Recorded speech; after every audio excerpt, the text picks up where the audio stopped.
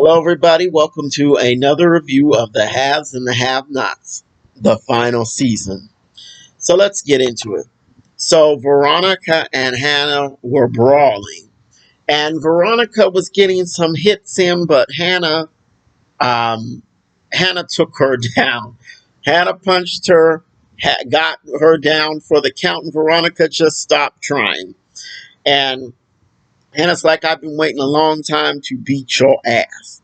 Because Hannah's lost all her patience. Because I remember back in the second season, I think it was, when Benny brought Veronica to Hannah's house, and Hannah walked in on them, and they got into it with Veronica, and she told Veronica, if I wasn't saved, there was a time I would have dragged you out in that yard and beat your ass.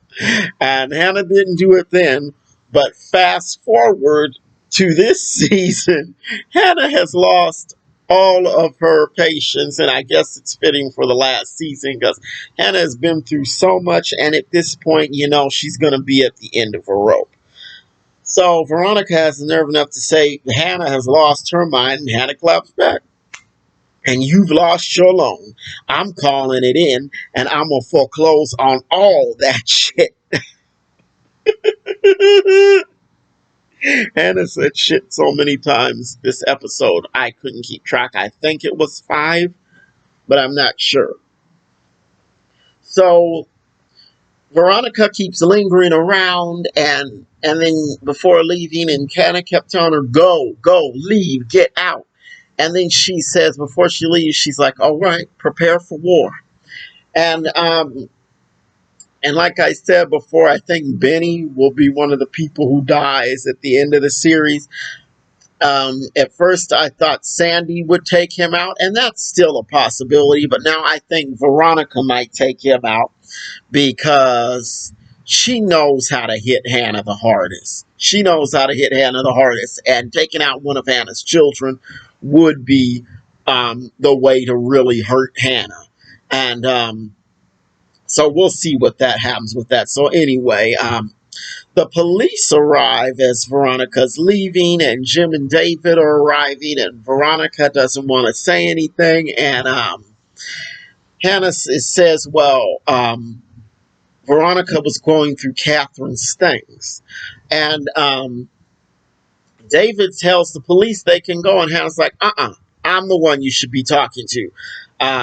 She was saying in reference to police that they should be talking to her, and she lets them know, she was trespassing. We got into it. That was that. And Jim wants to know what Veronica was looking for, but he gets no answers because nobody is really trying to talk. I mean, as far as Hannah and Veronica go, they were not trying to really engage with Jim that much because they don't like him. Oh, but Veronica did say something to Jim, so you're going to try to kill me, something like that. So let's get to Benny and Candace. So there really was not a whole lot going on with this part. So they were looking at the house, and Candace persuaded Benny to get the house, and Benny's just like really into the real estate agent. He's talking about she could be the future Mrs. Young, and somehow he likes her enough to smash, and I'm like, disrespectful. And so Candace arranges for a quick closing and a good deal and all that because it's a brand new house. It's the developer just put it up, so you can get it for a better price than a house that somebody's lived in. It is reselling. Excuse me. And so Candace wants to get out of the country, or at least get out of the state or whatever, and she tries to buy a ticket, but she can't get one. And it turns out she's on the no-fly list, so she contacts Landon, and Landon at first is trying to act like he's not aware of what's going on, and then she says, I'm going to go to the press. I'm going to go to the press. And then Landon's like, no, wait, I just want one comment from you. And then he goes like, one interview from you. This is going to work in your favor, blah, blah, blah. And Candace is not having it, and he says, well, we'll take you off the no-fly list if you do one interview. And she hangs up. And Landon calls somebody, and he inquires about how long Candace can be kept on the no-fly list, and it was like 4 days. So Candace is going to be stuck on there for 4 days, and I wouldn't be surprised if those 4 days were not up before the end of the series, because I think the rest of this series is all going to be the same day, knowing Tyler Perry's pacing. So let's see. Yeah, and Candace told Benny not to do this, but Benny was like trying to close the deal by saying, well, I'll close this real estate deal with you if you go out with me. Talking to the real estate agent, and she's like, I don't mix business with pleasure. And Candace told him not to do that, but Benny's just an idiot. So Veronica goes to see Catherine, and she's she tells her she was looking for the file for the company that Catherine used to buy her gun. And Veronica, she starts talking about Hanna, and she's saying, you left her in control of everything. Do you think that's wise? And then she says, Hanna asked me to help her draw up a will. And I'm like, that's a lie. And Veronica, Veronica wants Catherine to tell Hanna to not foreclose on her property. Um, and she proposes this deal. She says, well, I have immunity, so I will say that I did the shooting, and you can go free, and I can't be prosecuted because of my immunity. Um, and she wants her mortgage canceled out in exchange for that. And Catherine's not stupid, because she knows that Veronica would not really do this. Once Catherine forgave that loan, Veronica would go out about her business and not do anything to assist Catherine. So she reduces the loan by 10 million to 44 million. And Veronica's like, well, I want it all, or there's no deal. And Catherine's like, no deal. And then she tells Veronica, you shouldn't wear that wig. It makes you look like a man. And Veronica was just like, she did not have a good comeback. She's like, well, behind these bars, you probably don't have a mirror, but you can't talk about anybody, how anybody looks. And I'm like, that was not a good comeback. It was very weak. And so Veronica got beat up by Hanna and insulted by Catherine in this episode. So Veronica looked pretty silly this episode. So, so, um, so then Jim, back at the house, Jim mentions the same thing that Veronica did, that the gun was registered to the Jolly Company, and that all this information could be very detrimental to all of them. And once again, Jim wants David to basically seduce Hanna into doing what they want her to. And Jim's saying, well, I admire Hanna and all this, and she's a worthy adversary and all of that. And he actually has flipped his perspective about Hanna once he knew she was not in on that scheme for the money. So he actually did flip his perspective on Hanna, and he knows that she's not really somebody that's a pushover. And and Jim tells David, well, I know you like Hanna. And and David's like, I do not. And it was funny because they sounded like, it sounded very high school, like, oh, you like her. Oh, I do not. That's just what it reminded me of. And Jim's like, I've known you long enough to know what floats your boat. Sorry, I'm kind of just this light. And So of course, David ends up going over there to do that. But I will let me well, I guess I can go through and run through all of that and just get to the rest of this. Just get to everything else. So David, he asks Hannah if she's all right, and she gives him the side eye, like, not this again.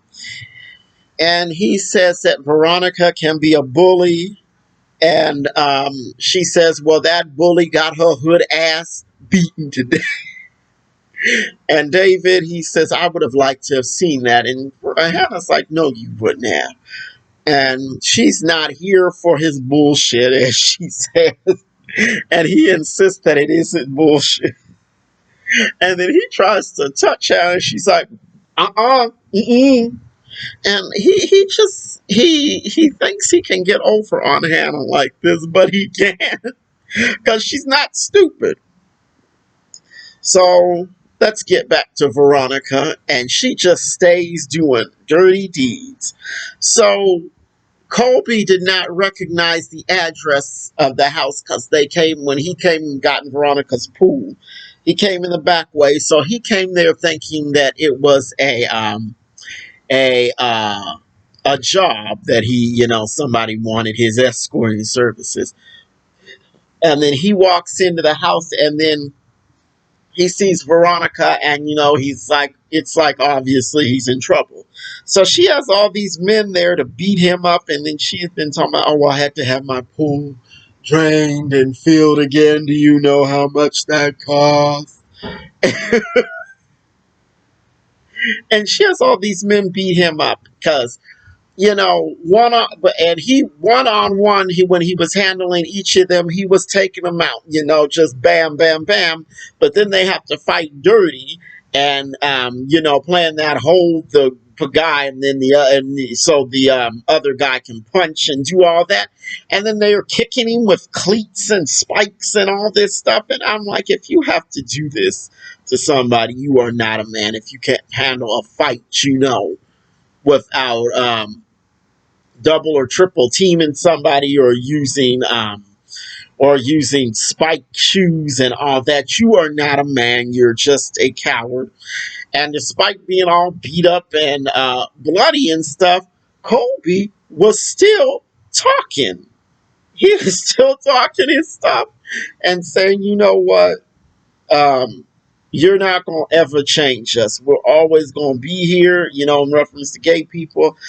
And then he tells Tanner, well, I think you're gay because you're so, you're so angry and all this. And of course, Tanner got angry at that because, I don't know, he has been doing quite a lot. And of course, Veronica has Tanner doing some other things, and I think that pertain to David and all that. So, but I think Tanner has some issues of his own because he sure is angry at gay people.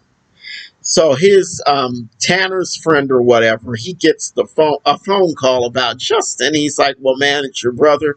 It's not good.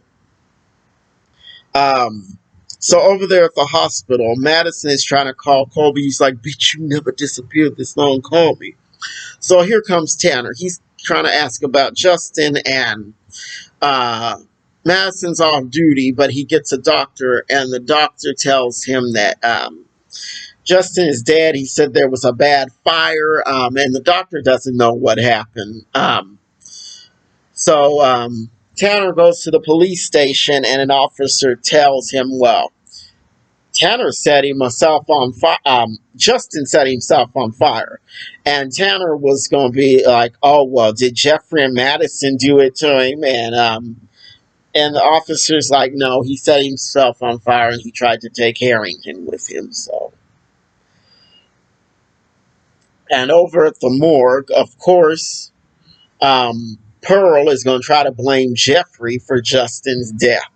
And I said, you know what? Justin was messed up. Justin was real messed up, and it went beyond Jeffrey. So, because that family's messed up. So, Um, so, and this was the weird part because Tanner was being really level headed with Jeffrey. And he's saying all these things that obviously not are not true. Well, I told him to pursue you and all this and blah blah blah because and not be doing all that other stuff with those guys and such and such. And he's being really like it was weird. So obviously he's up to something. And then he says, well, my brother had something he wanted to give you. What's your address? Stupid Jeffrey gives Tanner the address. And and so Tanner says, well, you better get checked because uh, Justin had HIV and he wanted to take you with him or whatever, or oh no, he thought it was okay. He thought it was okay because you had it too, and it was a mess. So I don't know what Tanner is up to, or if Justin was really HIV positive or whatever, but I don't know. We'll see how that goes, but it wouldn't be surprising if he was and was trying to take Jeffrey with him. I don't know. We'll find out what happens, but let's see. I think I got everything. Okay, so that was the episode. Tell me what you think, and I will see you next week. Bye.